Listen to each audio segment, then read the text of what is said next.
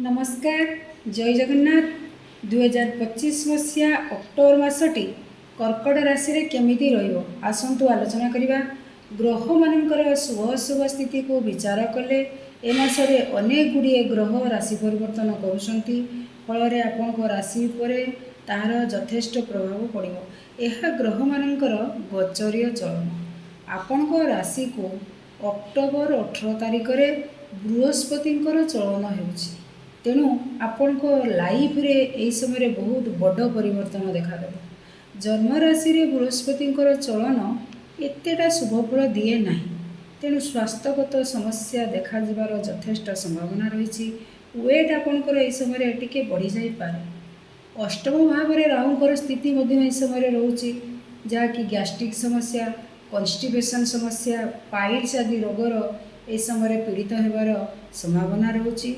तेणु खाद्य खाइबा समय जगी रखी खाइबे। रवि राशि ठारू मास आरंभ तृतीय स्थान रे और 17 अक्टोबर रे चतुर्थ स्थान रे रहिबे। मंगल आपनको राशि पई जगकारक ग्रह जी मास आरंभ चतुर्थ स्थान रे रहउचंती और मास शेष बेलू पंचम स्थान को चलन करुचंती। शुक्र मासर प्रारंभ द्वितीय स्थान रे रहिबे और 9 अक्टोबर रे तृतीय स्थान को चलन करिबे। सेहीपरि बुध ग्रह आपणक राशि ठारू क्रमागत भाव में तृतीय चतुर्थ पंचम भाव में रही अक्टोबर मसरे। शनिंकर स्थिति को तर्जमा कले पूर्व मास परी ए मास मध्य नवम स्थान में रहिबे। राहुंकर स्थिति मध्य पूर्व मासरे जहाँ थिला अक्टोबर मासरे मध्य से स्थान में रहिबो जहाँकि आपणक राशि पई अष्टम भाव पड़ुछि। केतु राशि द्वितीय स्थान में रहिबे। गोचरीय ग्रह स्थिति को विचार कले प्रथमे स्वास्थ्य को नहीं जत्नवान रुहतु नहले प्रॉब्लम रे आग को पड़ी पारती। जो मानकर हार्ट जनित समस्या रोची से माने विशेष करी डॉक्टर को चेकअप करे नियंतु देखाई। कहीं ना रवि मंगलकर स्थिति आपन को ऑपरेशन रो जग देखाउछि। तेणु सेति प्रति सतर्क रुहतु। बीपी मध्ये इस समय बढ़िबो से प्रति मध्ये ध्यान दियंतु। तेणु स्वास्थ्यगत समस्या ये अक्टोबर मसरे आपको टिके अधिक प्रोब्लेम रे पकाई पारे। गवर्नमेंट सेक्टर रे जो माने सर्विस करूचंती ट्रांसफर हेबार जग रही मसरे। जो माने टीचरशिप लाइन ने अछंती लेक्चरशिप लाइन ने अछंती से मान को ए समय ट्रांसफर हेबा सहित प्रमोशन मध्य पाइबार पॉसिबिलिटी रही। जो माने इस समय सरकारी स्तर में जेकोसी काम करने को चाहूँगी कर्कट राशि व्यक्ति माने से समय लाभवान हो पारे। कहीं रवि द्वितीय हाउस रु तृतीय हाउस को चलन कर मासर प्रथम अर्धे आप बेसी बेनिफिट पाइबे।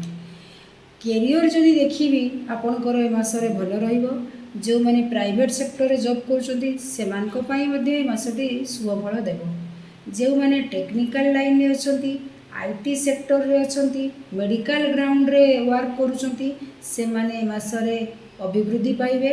सुजोग मध्य अधिक ए फील्ड रे मिलिबार संभावना रही। आर्थिक स्थिति को विचार कले ए मासर प्रथमार्ध रे किछि बेनिफिट पाइले मध्य द्वितीयार्धरे खर्च वृद्धि हेबार देखा जाउछि। ए मासरे धार्मिक स्थान को आपण भ्रमण करिया को जाई पारंती। पूजा पार्वण रे अधिक खर्चांत हेबा को पड़िबो।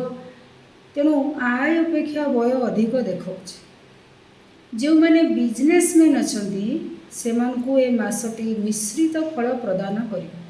शेयर मार्केट रे अप एंड डाउन ए समय रहिबो। तेणु जगी रखी पुंजी निवेश करंतु। मासर प्रथमरु आपनको पई शुभ रहिले भी शेष आड़ को एतेटा शुभ फल देव नाही। सेति प्रति सतर्कता अवलंबन करिवे। एई मासरे लास्ट बेलू आपन लोन करिपारंती गाड़ी किंवा घर तैयारी पाई। मासर शेष आड़ को मातांकर स्वास्थ्य को नहीं चिंतित रहिबे। फैमिली डिस्टर्बेंस ए मासर अधिक देखादेव सेति प्रति सतर्क रहिबा को अनुरोध। छात्र छात्री को पाई ए मासटी भल रहिबो। बृहस्पति राशि रे रही पंचम भाव को दृष्टि देउथिबारु विद्यार अभिवृद्धि हेबो। मंगल मध्य 16 राशि बिछा राशि रे रहउचंती ए समय।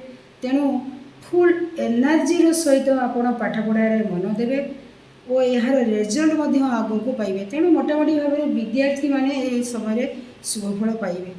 लव लाइफ रे जे माने रहिचंती ସେମାନଙ୍କ ପାଇଁ ଏ ମାସଟି ଶୁଭ ଫଳ ପ୍ରଦାନ କରିବ।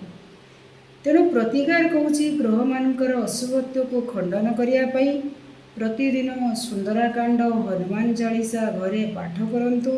ରାହୁଙ୍କର ଅଷ୍ଟମରେ ଅଶୁଭତ୍ୱକୁ ଖଣ୍ଡନ କରିବା ପାଇଁ ଶନିବାର ଦିନ ମହାଦେବଙ୍କୁ ଦର୍ଶନ କରି ଜଳାଭିଷେକ କରନ୍ତୁ ଓ କଳା କୁକୁର ଏବଂ କାଉକୁ କିଛି ଖାଦ୍ୟ ଶନିବାର ଦିନ ଦିଅନ୍ତୁ। ଅଧିକ ଶୁଭଫଳ ପାଇବେ। ନମସ୍କାର।